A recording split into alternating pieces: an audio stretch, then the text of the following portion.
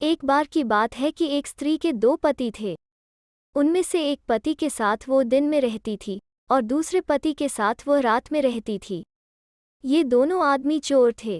इनमें से एक का नाम था धुलीसूर क्योंकि वह रोज दिन में चोरी करता था, और दूसरे का नाम था रातुलीसूर क्योंकि वो हमेशा रात को चोरी करता था। इन दोनों में से किसी को यह पता नहीं था कि उसकी पत्नी का कोई दूसरा पति भी है, क्योंकि दिन वाला चोर सुबह होते ही घर से चला जाता था और रात गए तक नहीं लौटता था, और रात वाला चोर अंधेरा होते ही चला जाता था और काफी दिन निकल आने के बाद ही घर वापस लौटता था। एक दिन वे दोनों मिल गए और एक दूसरे को जान गए। उनको यह जानकर बड़ा आश्चर्य हुआ कि वे दोनों एक ही घर में रह रहे थे और उनकी एक ही पत्नी थी। पहले तो उनको इस बात का विश्वास ही नहीं हुआ कि ऐसा हो सकता था, पर जब वे घर गए और अपनी पत्नी से पूछा कि वो उन दोनों में से किसकी पत्नी थी, तब उनको यह मामला साफ हुआ कि वो तो दोनों की पत्नी थी। अब यह मामला चाहे कितना भी ठीक क्यों न हो, और जब तक वे इस बात से बेखबर थे शायद चलता भी रहता, पर जानने के बाद यह सब नहीं चल सका। एक दिन उन्होंने अपनी पत्नी से कहा, हम दोनों तुम्हारे पति नहीं हो सकते, इसलिए अब तुम यह बताओ कि तुम हम दोनों में से किसको अपना पति चुनती हो। जो तुम्हारा पति है वो यहीं रह जाएगा और दूसरा आदमी कहीं और चला जाएगा। स्त्री बोली, तुम में से जो भी मुझे ज्यादा कीमती चीज ला कर देगा वही मेरा पति होगा। चोर राजी हो गए। अगली सुबह दिन का चोर जल्दी ही उठा, अपने कीमती कपड़े पहने और रात के चोर से कहा कि वो उसका नौकर बनकर उसके साथ चले। रात का चोर मान गया और दिन के चोर के साथ उसका नौकर बनकर उसके साथ चल दिया। दिन का चोर एक बहुत ही बड़ी गहनों की दुकान में बड़ी शान से घुसा और नमस्कार करते हुए बोला, राजा ने मुझे यहाँ कुछ कीमती जवाहरात खरीदने के लिए भेजा है। जौहरी बोला, यकीनन यकीनन, यह आपकी बड़ी मेहरबानी है कि आपने मुझे याद किया। लीजिए, यह कुछ खाने के लिए लीजिए। यह कहकर वो उन चोरों को अपनी दुकान के पिछले वाले हिस्से में ले गया और बढ़िया बढ़िया खानों की कई प्लेटें उनके सामने रख दीं। जब तक उन्होंने अपना खाना खत्म किया तब तक उस जौहरी ने बहुत अच्छे अच्छे गहनों के डिब्बे उनके देखने के लिए सजा कर रखे हुए थे। आहा, आपने इनको इतने अच्छे से सजा रखा है कि गहने चुनने में मुझे बहुत देर नहीं लगेगी। मुझे ये कुछ हीरे, ये कुछ मोती और ये कुछ अंगूठियां दे दीजिए। फिर उसने इधर उधर देखते हुए अलग अलग जवाहरातों के एक ढेर की तरफ इशारा करते हुए कहा, और हाँ, कुछ ये चीज़ें भी। जब जौहरी वो सब पैक कर चुका तो दिन का चोर बोला, उम्मीद है कि आपको इसमें कोई ऐतराज नहीं होगा अगर राजा साहब पहले इनको देख लें। जवाब सुने बिना ही उसने रात के चोर से कहा कि वो उन चीज़ों को लेकर तुरंत ही राजा साहब के पास चला जाए और जो चीज़ें भी वो चुन ले उनकी कीमत शाही खजाने से निकाल कर तुरंत ही वापस आए। वो आगे बोला, तुम इधर उधर मत रह जाना, मैं यहीं तुम्हारा इंतज़ार कर रहा हूँ। रात वाला चोर तुरंत ही वो सब सामान उठाकर वहाँ से रवाना हो गया और वो सब सामान ले जाकर अपनी पत्नी को दे दिया। इस बीच जौहरी की दुकान में बैठकर दिन के चोर ने एक नींद ले ली। फिर कुछ चाय पी। एक आध घंटे बाद वो उठा, उसने एक बड़ी सी अंगड़ाई ली और जौहरी से पेशाब करने की जगह पूछी। जौहरी उसे वहाँ छोड़कर चला आया। यही उस दिन के चोर ने उससे उम्मीद की थी। उसको मालूम था कि उस पेशाब घर का एक दूसरा दरवाजा भी था जो वहाँ से दूसरी सड़क पर खुलता था। बस वो वहाँ से बाहर निकल गया और बहुत जल्दी ही अपनी पत्नी और रात वाले चोर से जाकर मिल गया। वे अपनी सफलता पर बहुत देर तक हंसते रहे। जौहरी को जब पता चला तो वो इस धोखे पर अपना सिर पीटता रह गया। शाम को रात वाले चोर ने दिन वाले चोर को बुलाया और उससे कहा कि उसने उसे दिन में सहायता की थी, अब उसको उसकी रात को सहायता करनी चाहिए। दिन वाला चोर राजी हो गया।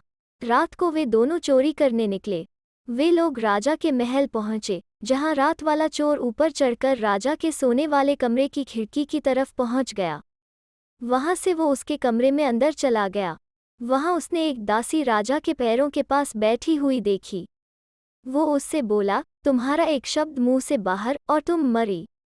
इशारे से उसने उससे कहा कि वो अपनी जगह से हट जाए और उसको वहां बैठ जाने दे। इसी समय राजा की आंख खुल गई और उसने अपनी दासी, जो उसने सोचा था कि वो वहां बैठी थी, उसे एक कहानी सुनाने के लिए कहा। इस पर रात वाले चोर ने राजा को दो चोरों की एक कहानी सुनाई, धुलीसूर और रातुलीसूर की। कहानी खत्म होने से पहले ही राजा सो गया। तब रात वाले चोर ने दासी से कहा कि वो उसको वो जगह बताए जहां राजा अपने जवाहरात रखता था। अपनी जिंदगी के डर से उसने उसको वो जगह बता दी जहां राजा अपनी कीमती चीजें रखता था। उसने कहा कि वो अपने कीमती जवाहरात एक सोने की मछली में रखता था, जो उसके तकिए के अंदर रखी हुई थी, जिस पर उसका सिर रखा हुआ था। रात वाले चोर ने राजा के गुदगुदी की, जिससे उसने करवट बदली। करवट बदलने से उसका सिर तकिए पर से हट गया, जिससे रात वाले चोर ने वो सोने की मछली आसानी से उसके तकिए में से निकाल ली। मछली निकालकर उसने फिर से दासी को चेतावनी दी कि वो शोर बिल्कुल न मचाए, और राजा के सोने के कमरे में से उसी रास्ते से बाहर निकल आया जिस रास्ते से वो अंदर गया था, और घर चला गया। जब स्त्री ने देखा कि उसके दोनों पतियों की चोरी की गई चीज़ों की कीमत करीब करीब एक सी थी, तो उसने कहा कि वे दोनों बराबर के थे और उन दोनों को फिर से कोशिश करनी चाहिए। अगले दिन सुबह वे दोनों फिर से अपनी किस्मत आजमाने के लिए घर से बाहर निकले। उनको एक कारवां मिला जिसमें लोग बहुत सारा खजाना लेकर किसी दूर देश से आ रहे थे। उन लोगों ने प्लान बनाया कि वो बिना उन लोगों के जाने उनका कुछ खजाना चोरी कर लेंगे। दिन वाले चोर ने यह देख लिया था कि उस खजाने में उनके पास एक गठरी बहुत सुंदर जूतों की थी, जिन पर सोने का काम किया गया था। बस उसके दिमाग में एक विचार कौन था। वो उस घोड़े पर कूद गया जिस पर यह गठरी लदी हुई थी, और कारवां के पीछे पीछे भागने लगा, जैसे कि वह कुछ और सामान लूटने के लिए जा रहा हो। फिर अचानक एक तरफ जाने वाली सड़क पर मुड़ गया जो उसके घर को जाती थी। जब वो उस सड़क पर कुछ दूर चल लिया, तो उसने यह पक्का किया कि रात वाला चोर उसके पीछे आ रहा है या नहीं। जब उसने देखा कि वो नहीं आ रहा तो उसने उस गठरी में से एक जूता निकालकर सड़क पर फेंक दिया। फिर वो कुछ और आगे गया और एक दूसरा जूता सड़क पर फेंक दिया। उसके बाद वो अपने घोड़े को लेकर एक झाड़ी के पीछे छिप गया। रात वाले चोर की समझ में ही नहीं आया कि दिन वाले चोर को इतना समय क्यों लग रहा है। उसने उसका बहुत देर तक इंतजार किया, फिर थककर अपने घर वापस चला गया।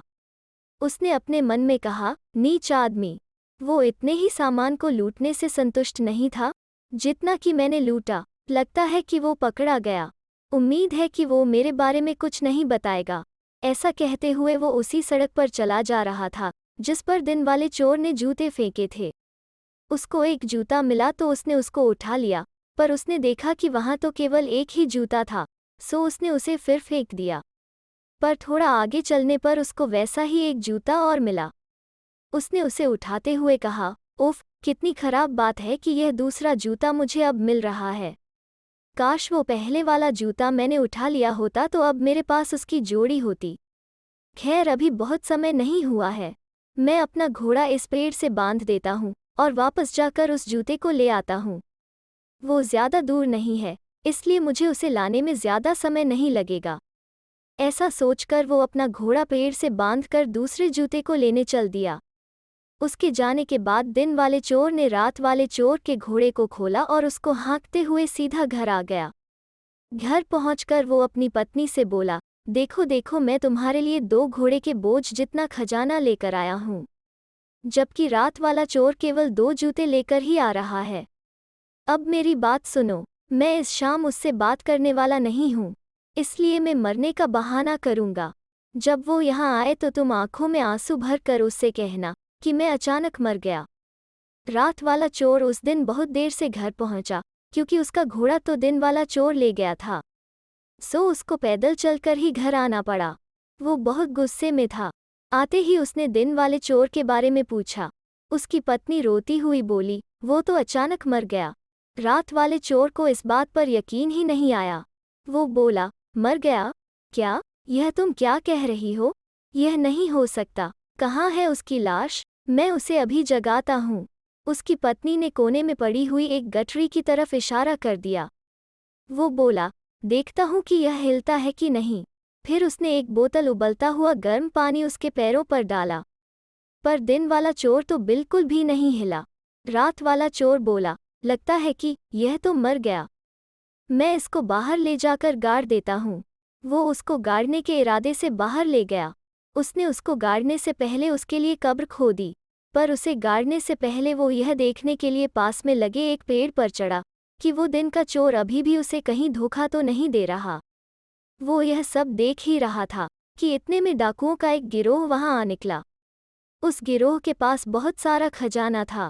वो लाश देखकर उनमें से एक चिल्लाया, देखो देखो, यह एक पवित्र जगह है, यहाँ एक मुर्दा खुली कब्र में से निकल आया है। दूसरा बोला, यह तुम क्या बेवकूफ़ी की बात कर रहे हो, ऐसा भी कहीं होता है क्या? इधर देखो, मैं इस बेवकूफ़ आदमी को हम जैसे भोले भाले आदमियों को गुमराह करने और डराने के जुर्म में सजा दूंगा। ऐसा कहकर उसने एक पत्थर उठाकर लाश के मुंह पर दे मारा और उसके कुछ दांत तोड़ दिए। दिन वाले चोर के लिए यह बहुत ज्यादा था। वो चिल्ला पड़ा, ओहो! तो रात वाले चोर को मौका मिल गया। वो चिल्लाया, ओ कमीनों, तुम लोग यहाँ से चले जाओ, तुम लोग लाशों को क्यों परेशान कर रहे हो? यह सुनकर डाकू अपना खजाना तो वहीं भूल गए और वहां से भाग लिए। बहुत जल्दी ही वे वहां से गायब भी हो गए। दिन वाला चोर तब उठा, उसने रात वाले चोर की सहायता की और वहां से सारा खजाना लेकर घर आ गया। अगली सुबह राजा ने देखा कि उसके जवाहरात का खजाना तो किसी ने चुरा लिया है। उसने जौहरी की दुकान पर हुई चोरी के बारे में भी सुना। उसने सोचा कि ऐसे कामों को रोकने के लिए उसको कोई जबरदस्त कदम उठाना चाहिए। उसने शहर भर के सारे चोरों को पकड़ने और उनको मारने का हुक्म जारी कर दिया। दिन का चोर और रात का चोर इस लिस्ट में शामिल नहीं थे, क्योंकि उनके खिलाफ पहले कभी कोई शिकायत ही नहीं लिखवाई गई थी। इस तरह से वे बड़े ईमानदार और इज्जतदार लोगों में गिने जाते थे। बाद में राजा को अपने इस हुक्म पर बड़ा पछतावा हुआ। जब चोरों को मारने का समय आया तो उसने एक और ऐलान किया कि अगर कोई चोर अपना जुर्म स्वीकार कर ले तो उसको पूरी तरीके से माफ़ कर दिया जाएगा। ये ऐलान सुनकर दिन का चोर और रात का चोर राजा के पास गए और उनके आगे सिर झुकाकर सब बताया कि कैसे उन्होंने यह सब किया था। राजा यह सब सुनकर आश्चर्य में पड़ गया, पर साथ में खुश भी बहुत हुआ। जब राजा ने उनके साहस और होशियारी की कहानी सुनी तो उनको इनाम दिया, पर उस स्त्री को उसने मरवा दिया। उसका कहना था कि ये दोनों ऐसा कभी नहीं करते अगर उसने इनको नहीं उकसाया होता। दिन के चोर और रात के चोर दोनों ने लूटा हुआ खजाना वापस कर दिया और फिर बाद में ईमानदारी की जिंदगी बिताने लगे। तो दोस्तों, कैसी लगी आज की लोककथा? अगर अच्छी लगी तो लाइक और शेयर करें और चैनल को सब्सक्राइब करना ना भूलें। फिर मिलते हैं एक नई लोककथा पर।